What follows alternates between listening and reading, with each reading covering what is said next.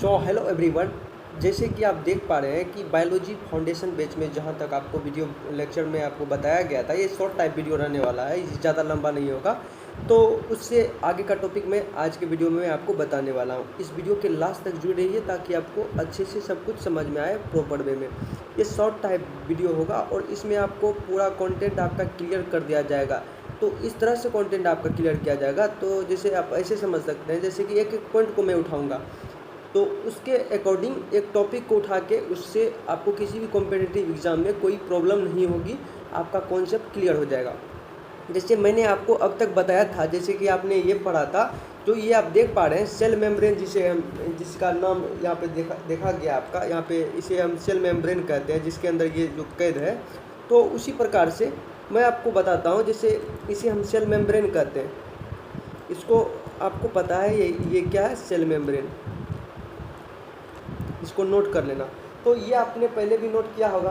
तो और जो मेम्ब्रेन होते हैं ये क्या होते हैं, पतली होती हैं, और इस मेम्ब्रेन के भीतर जो होता है माइटोकॉन्ड्रिया होता है। एम फॉर माइटोकॉन्ड्रिया आपने देखा होगा, तो आप ऐसे कह सकते हैं माइटोकॉन्ड्रिया।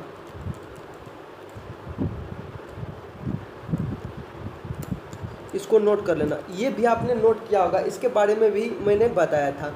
तो इसी प्रकार से सेल मेम्ब्रेन के भीतर जो है, अंदर में जब वहाँ पे सेल मेम्ब्रेन को जूम करके देखा गया तो आपको पता है वहाँ क्या मिला, वहाँ पे आपको क्रिस्टी मिला।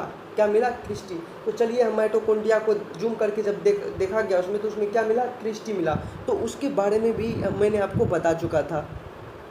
तो कहने का मतलब ये जो माइटोकॉन्ड्रिया मैं आपको दिखा रहा हूँ, ये एम फॉर माइटोकॉन्ड्रिया, तो इसमें जब इसे जूम कर देखा गया, इसमें क्रिस्टी मिला, जिसका स्ट्रक्चर और डेफिनेशन मैं आपको इससे पहले वाला टॉपिक में दे चुका था। मैं फिर से स्टार्ट नहीं करने वाला, उससे आपको आप पहले से भी जानते होंगे अगर आपने लेक्चर देखा होगा। तो चलिए अब स्टार्ट करते हैं आगे का टॉपिक जो है आपका। जैसे माइटोकॉन्ड्रिया आपका हो गया था, उसके बाद गोल्जी बॉडी भी मैंने बताया था आपको, और माइटोकॉन्ड्रिया में आपको बताया था कि जो उसे जूम करके देखा गया तो क्रिस्टी दिखा था, क्रिस्टी का फिगर बना था। और क्रिस्टी जो है किस प्रकार से ऑक्सीजन शरीर में किस प्रकार से आदान प्रदान करता है, उस प्रकार से मैंने आपको वो भी बताया था कि O2 का जो ऑक्सीश्वसन किस प्रकार से किया जाता, और क्रेब्स साइकिल का भी खोज किसने किया था, ये सब हमने बताया था। हालांकि ये सब आपको पता है। तो अगला टॉपिक आपका जो है, जैसे कि गोल्जी बॉडी का पार्ट जो रहने वाला है टॉपिक में। अब जो ये गोल्जी बॉडी आप देख पा रहे हैं, जी फॉर गोल्जी बॉडी जो है, इसको मैं लिख देता हूँ गोल्जी बॉडी।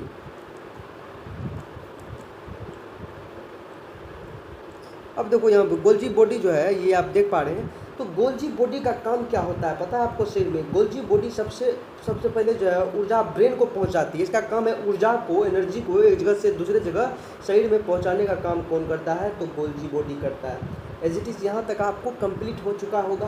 तो अब यहाँ पे एक चीज़ और समझना कि यहाँ पे आप देख पा रहे हैं, ये आप देख पा रहे हैं संरचना, ये जो इस प्रकार से स्ट्रक्चर है, ये दानेदार जैसी होती है। ये किस तरह से होती है? दानेदार जैसी होती है, जिसे हमने राइबोसोम नाम दिया। क्या दिया नाम? राइबोसोम। इसको अच्छे से आप नोट कर लेना, राइबोसोम नाम दिया हमने। तो अब देखो, इसे हमने राइबोसोम कहा। गोल्जी बॉडी तक आपको कंप्लीट आपको पता चल गया। अब देखो ये किस तरह से होता है। ये जो है दानेदार जैसी होती है, और जिसे हम राइबोसोम कहते हैं, और ये प्रोटीन बनाते हैं। इसका कार्य होता है, जो राइबोसोम का कार्य क्या होता है, इसको भी आप नोट कर लेना। इसका कार्य होता है प्रोटीन का निर्माण करना। किसका?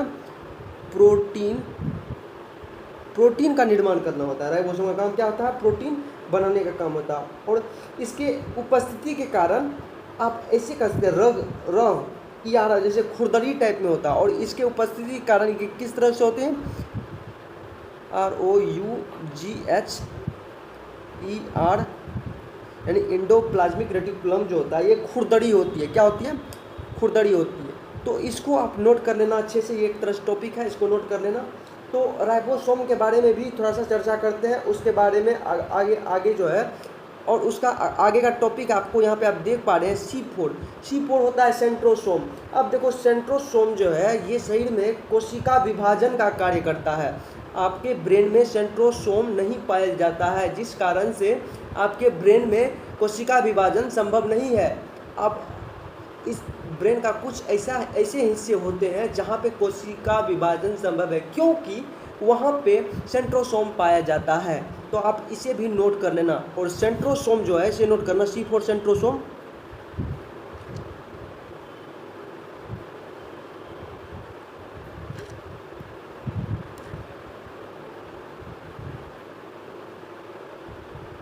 सेंट्रोसोम, चलिए ये जो सेंट्रोसोम आप देख पा रहे हैं ये कहाँ पे पाया जाता है, ये कोशिका विभाजन का कार्य करता है। तो एज इट इज़ यहाँ तक आपको कंप्लीट हो गई होगी। अब देखो यहाँ पे राइबोसोम के बारे में पता करते हैं। राइबोसोम के बारे में भी मैंने आपको बताया, अब राइबोसोम के बारे में देख लेते हैं। तो फर्स्ट ऑफ ऑल समझना,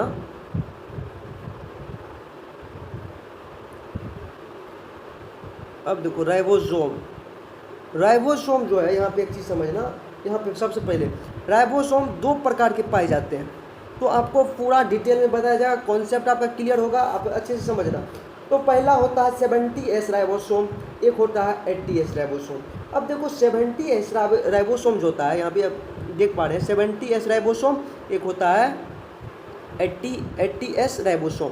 अब इसको नोट करना, 70S राइबोसोम, 80S राइबोसोम। अब 70S राइबोसोम में एक चीज़ समझना कि जिसमें जो है ये कम प्रोटीन बनाएगा।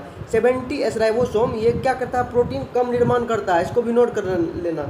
अब देखो 80S जो राइबोसोम होता है ये कम प्रोटीन बनाएगा, लेकिन जो इसमें एक चीज़ होता है सेडिमेंटेशन जो होता है, कुछ सेडिमेंटेशन इसे कोएफिशिएंट बोलते हैं, ये नीचे बैठाना होता है। इसका मतलब क्या होता है, नीचे बैठाना होता है। और 70S यानी S जो है ये सेडिमेंशन, आप ऐसे कह सकते हैं सेडिमेंटेशन कोएफिशिएंट जो होता है, यानी S फॉर सेडिमेंशन, ये जो S का मतलब होता है सेडिमेंटेशन कोएफिशिएंट जो होता है। और उसी प्रकार के यहाँ पे आप देख पा रहे हैं सेडिमेंटेशन कोएफिशिएंट ये नीचे बैठाने का काम करता है। अब चलिए समझते हैं 70S क्या होता है और 80S क्या होता है, इन दोनों के बीच में डिफरेंस क्या होते हैं उसके बारे में जानेंगे। अब फर्स्ट ऑफ ऑल समझना, ये जो 70S है इसके बारे में देख लेते हैं।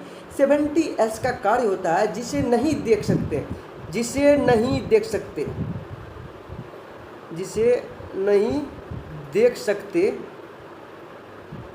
70S राइबोसोम उसे कहते हैं, उसे क्या कहते हैं, 70S राइबोसोम कहते हैं। यहाँ तक आपको पता चल गया। जैसे लाइक एग्जांपल के तौर पे मैं आपको बता देता हूँ, बैक्टीरिया को आपने देखा है, नहीं देखा है, वायरस को देखा है, नहीं देखा है। तो ये सब जो है ये 70S राइबोसोम के कैटेगरी में आते हैं, इसको नोट कर लेना। और वायरस एज इट इज़ यहाँ तक आपको हमने कंप्लीट करा दिया। आई होप यहाँ तक आपको समझ में आया होगा। ये धीरे धीरे मैं आगे बढ़ रहा हूँ, धीरे धीरे मैं अपना स्पीड बढ़ा दूंगा। तो अभी थोड़ा सा जो है छोटा छोटा टॉपिक में बताने का जो आपको बेसिक नॉलेज आपको दिया जा रहा है उसे आपको अपने अंदर इंस्टॉल कर लेना है, तो अपने मेमोरी में। तो चलिए आगे का टॉपिक समझते हैं। 70S आपका क्लियर हो गया। अब 80S समझते हैं, इसका जस्ट अपोजिट होगा 80S। अब चलिए समझते हैं 80S। अब देखो 80S राइबोसोम जो होता है आप यहाँ पे देख पा रहे हैं, जिसे देखा जाए, अब यहाँ पे देखेंगे, जिसे देखा जाए उसे हम 80S राइबोसोम कहते हैं, जिसे देखा जाए उसे हम 80S राइबोसोम कहते हैं। तो यहाँ तक आपको हमने बताया, तो इसी को हमने नाम दिया सेडिमेंटेशन कोएफिशिएंट, यानी कि एनिमल हो गया, एनिमल जो देखा जाए, सेडिमेंटेशन कोएफिशिएंट, इसको नोट कर लेना। सेडिमेंटेशन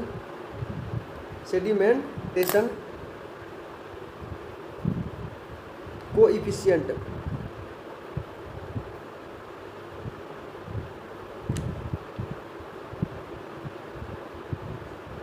सेडिमेंटेशन कोएफिशिएंट, जैसे एनिमल हो गया, क्या एनिमल हो गया, ये सब जो है आप देख पा रहे हैं। ये जो कैटेगरी है एनिमल कैटेगरी के जो होते हैं, ये आपको 80S राइबोसोम जो होते हैं उसे हम देख पाते हैं। तो चलिए यहाँ तक आपको कंप्लीट हमने बता दिया है, तो आपका जो कॉन्सेप्ट है आपका क्लियर हो गया होगा। आगे का टॉपिक हम समझते हैं। अब देखो सबसे ज़्यादा जो है सेंट्रोसोम पाया जाता है। अब देखो सबसे ज़्यादा सेंट्रोसोम कहाँ पाया जाता है, तो हमने देखा कि सेंट्रोसोम जो, पहले यहाँ पे आप समझना कि जो आपको यहाँ पे बताया कि सेंट्रोसोम जो है कोशिका विभाजन में कार्य करता है। तो सबसे ज़्यादा सेंट्रोसोम कहाँ पाया जाता है, यहाँ पे फिर लिख देता हूँ सेंट्रोसोम। आप देखो सेंट्रोसोम जो है यानी कि कोशिका विभाजन, तो इसके बारे में हम समझेंगे।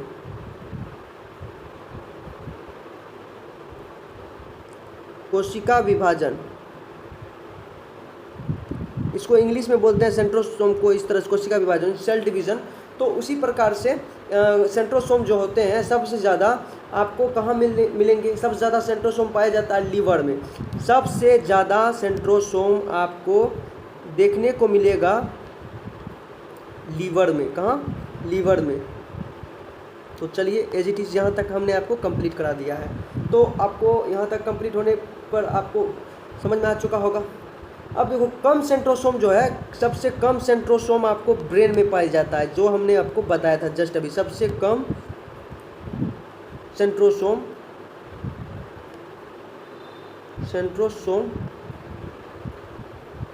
ब्रेन में पाया जाता है, ब्रेन में पाया जाता है। तो चलिए यहाँ तक आपको समझ में आ गई होगी बात। तो ये आपका कंप्लीट हो गया। अब देखो ज़रूरत से ज़्यादा बने तो कोशिका विभाजन, जिसे हम कहते हैं कैंसर। अब देखो कोशिका होता क्या है, कैंसर किसे कहते हैं, एक चीज़ समझना, ये टॉपिक बहुत इंपॉर्टेंट है। आपने कैंसर का नाम सुना होगा, कैंसर का नाम सुनते हैं बहुत आदमी सहम जाते हैं। तो ज़रूरत से ज़्यादा अगर कोशिका विभाजन हो जाए तो उसे हम कैंसर कहते हैं। तो ये यहाँ तक आपको पता चल चुका है, एज इट इज़ यहाँ तक आपको हमने बताया।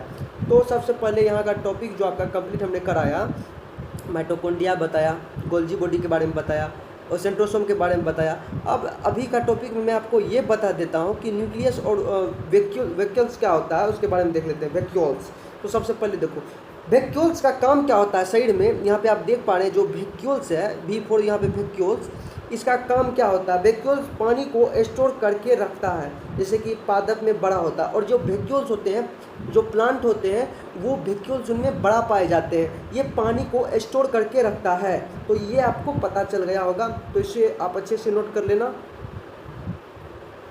अब ये जो वैक्यूल्स लिखा हमने, इसका डेफिनेशन के तौर पे कुछ जो होता है वो मैं आपको लिख देता हूँ, तो आप इसे वहाँ से नोट कर लेना। और जो यहाँ पे देख पा रहे हैं N4 होता है, यहाँ पे समझना, जो N4 होता है न्यूक्लियस होता है, यानी केंद्रक होता है। और जो ये आप देख पा रहे हैं, ये इस प्रकार से जो संरचना दिया गया है, ये आपको एंडोप्लाज्मिक रेटिकुलम है। ये आपको अगला टॉपिक में बताया जाएगा किस प्रकार से स्मूथ होता है। स्मूथ, दो प्रकार का एंडोप्लाज्मिक रेटिकुलम होता है, एक होता है स्मूथ एंडोप्लाज्मिक रेटिकुलम, एक होता है रफ एंडोप्लाज्मिक रेटिकुलम। अब स्मूथ एंडोप्लाज्मिक रेटिकुलम जो होते हैं उनमें वसा फेट होते हैं, लेकिन रफ या एंडोप्लाज्मिक रेटिकुलम जो होता है उसमें राइबोसोम यानी प्रोटीन होते हैं, जैसे 70S प्रोटीन होते हैं और 80S प्रोटीन होते हैं। तो चलिए जो हमने अभी आपको बताया है उसका जो निवारण करते हैं। अब यहाँ पे देखो सबसे पहले, जैसे कि वैक्यूल्स के बारे में मैंने बताया आपको, ये पानी को स्टोर करके रखता है। जैसे कि प्लांट में ये बड़ा पाया जाता है और ह्यूमन में यानी कि हम लोगों में तो ये छोटा होते हैं। तो इसे नोट कर लेना, वैक्यूल जो प्लांट में बड़ा पाया जाता है और वैक्यूल्स पानी को स्टोर करके रखता है, और पादप में ये बड़ा होता है यानी कि प्लांट सब में। और जो N4 न्यूक्लियस यानी केंद्रक जो है, ये न्यूक्लियस आप देख पा रहे हैं, इसका जो खोज है वो किसने किया था? ये किया था आपको रॉबर्ट ब्राउन ने। क्या किया, किसने किया था? रॉबर्ट ब्राउन ने किया था। और जो वैक्यूल्स होते हैं ये आप देख पा रहे हैं, इसे हम रसधानी भी कहते हैं। क्या कहते हैं? रसधानी भी कहते हैं। तो इसे भी नोट कर लेना। अगला टॉपिक जो है आपका, यहाँ पे आप देख पा रहे हैं एंडोप्लाज्मिक रेटिकुलम। अब ये देखो एंडोप्लाज्मिक रेटिकुलम आखिर होता क्या है? तो आप यहाँ पे देख पा रहे हैं, ये आप देख पा रहे हैं जो ये आपका टॉपिक है, ये जो स्ट्रक्चर आपने देखा है, ये आपका स्ट्रक्चर जो है, इसे ही हमने नाम दिया, हमने नहीं, जो साइंटिस्ट लोग हैं उन्होंने नाम दिया एंडोप्लाज्मिक रेटिकुलम का। जो एंडोप्लाज्मिक रेटिकुलम है उसे दो भागों में बांटा गया, एक होता है स्मूथ ER, एक होता है रफ ER। अब स्मूथ ER जो होता है, ये जो है ये वसा फेट होता है। इसमें क्या होता है? वसा और फेट होता है। क्या होता है? वसा, और यहाँ पे आप देख पा रहे हैं वसा और फेट पाया जाता है। तो इसको फर्स्ट ऑफ ऑल नोट करते चलना, जो मैं आपको अच्छे से समझा रहा हूँ इसको प्रॉपर वे में अच्छे से नोट कर लेना। तो वसा एंड फेट। तो चलिए यहाँ तक आपको हमने बताया। तो अब देखो रफ ER जो होता है, यानी कि रफ एंडोप्लाज्मिक रेटिकुलम जो होता है, उसमें 70S एक हो गया, एक हो गया आपका 80S। तो इसमें 70S जो होते हैं वो आपको जो है वायरस बैक्टीरिया लोग जो होते हैं, जो जिसे हम नहीं देख पाते हैं उसे हम 70S राइबोसोम कहते हैं, और जिसे देख पाते हैं जैसे एनिमल लोगों में, जो हम लोगों में 80S राइबोसोम पाया जाता है। तो एग्जाम में आपको किसी तरह से क्वेश्चन पूछे तो आई होप यहाँ तक में आपको प्रॉब्लम नहीं होना चाहिए। तो यहाँ तक आज का लेक्चर में, और आगे का टॉपिक में आपको इससे जो डिटेल वाइज है उसको आगे का टॉपिक में मैं आपको बता दूंगा। तो बस आज के वीडियो में बस इतना ही। अगर आपको अच्छा लगा तो ज़्यादा से ज़्यादा दोस्तों को शेयर करें, लाइक करें और सब्सक्राइब करें। थैंक यू, धन्यवाद, जय हिंद। फिर मिलूंगा इसका नेक्स्ट पार्ट में।